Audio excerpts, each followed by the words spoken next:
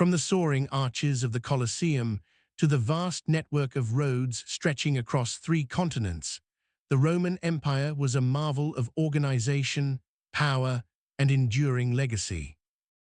For centuries, it seemed invincible, its legions unmatched, its laws foundational, and its economy seemingly robust.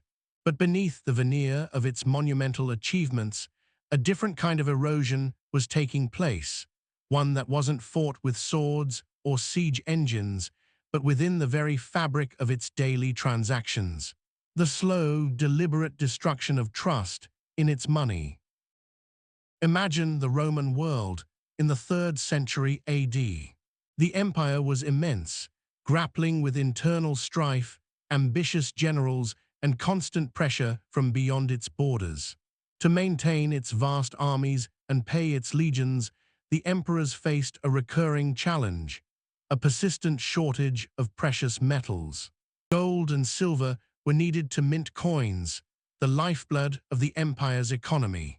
But mining was expensive, and imports of these metals were not always sufficient.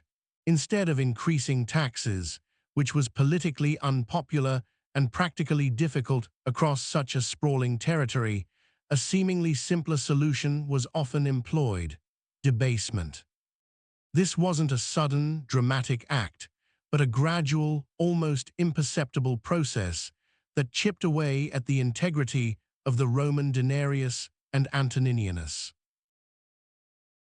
An emperor, needing more coins to pay soldiers or fund public works, would order that existing silver coins be melted down. To the pure silver, a growing proportion of cheaper, base metals like copper or tin would be added. From the same amount of precious silver, more coins could then be minted. On the surface, each new coin still looked official, bearing the emperor's image, but its actual intrinsic value was significantly lower.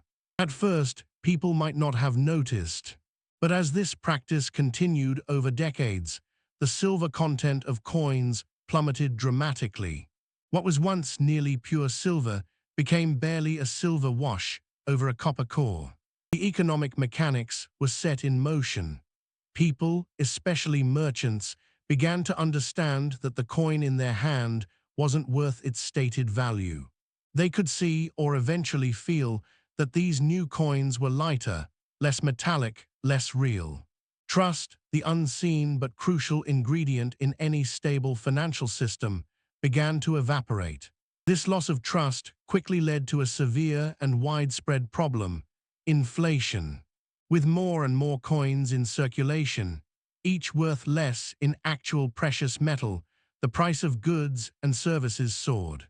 A soldier earning a fixed wage might find that his pay, once sufficient to feed his family, could now barely buy a loaf of bread.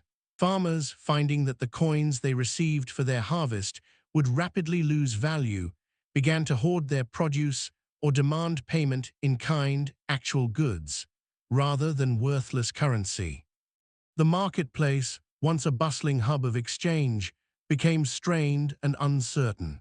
The human impact was deeply damaging. Imagine waking up to find your life savings, once a secure buffer, diminishing in value almost daily. For ordinary citizens, planning for the future became impossible.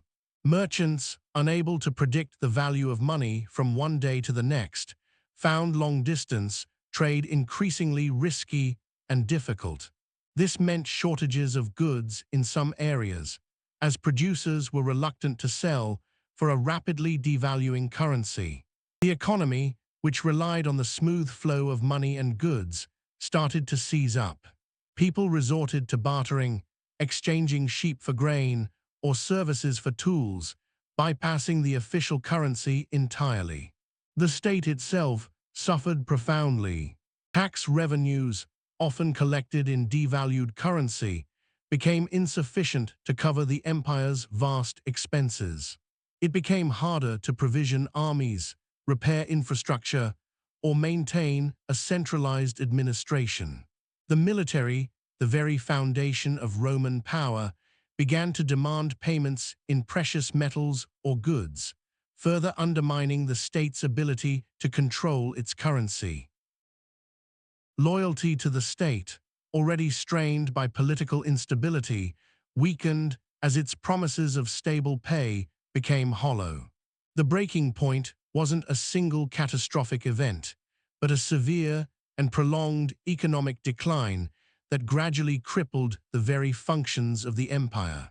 The systematic debasement of its coinage, designed to solve short-term financial needs, ultimately eroded the state's capacity to govern, to defend its borders, and to provide for its people.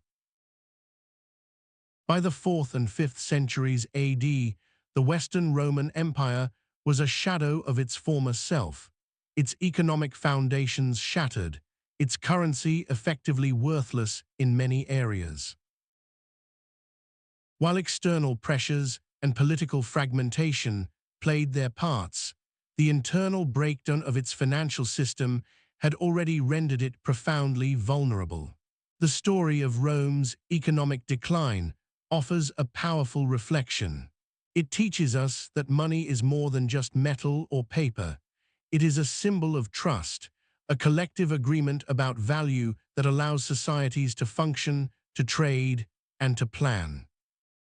When that trust is systematically undermined, when the very instrument of exchange loses its integrity, the consequences ripple through every aspect of life. It demonstrates that the strength of an empire or any complex society is not solely measured by its military might or its grand architecture, but also by the invisible bonds of confidence and stability that underpin its economic existence. The slow, quiet loss of trust in its currency proved to be an adversary as formidable as any barbarian horde, contributing significantly to the eventual fading of a once mighty dominion.